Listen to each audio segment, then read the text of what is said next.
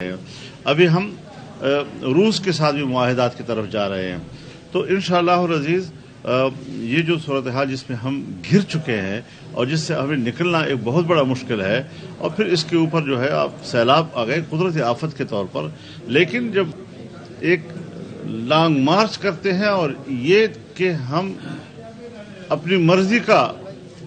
Army chief لائیں گے، اور اپنی مرضی کے آرمی چیف لانے کے لیے آپ ہماری دفاعی قیادت کو بھی بلیک میل کر رہے ہیں، ہماری سیاسی قیادت کو بھی بلیک میل کر رہے ہیں۔ کل اگر میں کہوں کہ میری مرضی کا آرمی چیف ہوگا، پیپلز پارٹی کہے کہ میری مرضی کا آرمی چیف ہوگا، تو ہماری دفاعی نظام کا کیا بنے گا آخر جی؟ اس حوالے سے جو بھی ہو آئین کے مطابق ہو، میرٹ پر ہو، جس کو اختیار ہے وہی کریں۔ مولانا صاحب آپ یہ بتائیں 26 نومبر پہ جو لانگ مارچ پنڈی کی طرف جا رہا ہے، اس حوالے سے آپ لانگ مارچ تو نہیں ہے، فرلانگ مارچ ہے، روزانہ ایک فرلانگ چلتے ہوتے ہیں، کوئی اہمیت نہیں ہے۔ جو ایک یہاں سارے ملک میں چل رہی ہے، ایک طرف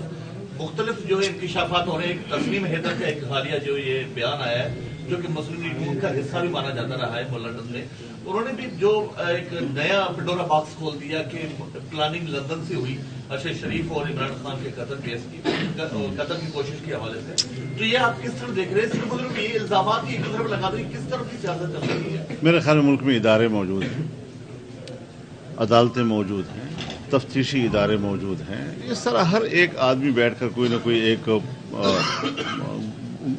گلچھڑیاں جو ہے وہ اچھال دیتا ہے، اس کی کوئی اہمیت نہیں ہے، اور نہ میں اس حوالے سے کسی کا جواب دینے کا پابند ہوں۔ میں ملک کو دیکھتا ہوں، ملک کے ادارے ہیں، ملک اداروں سے چلتا ہے، اس پہ ہمیں اعتماد کرنا چاہیے، اسی کے مطابق چلنا چاہیے۔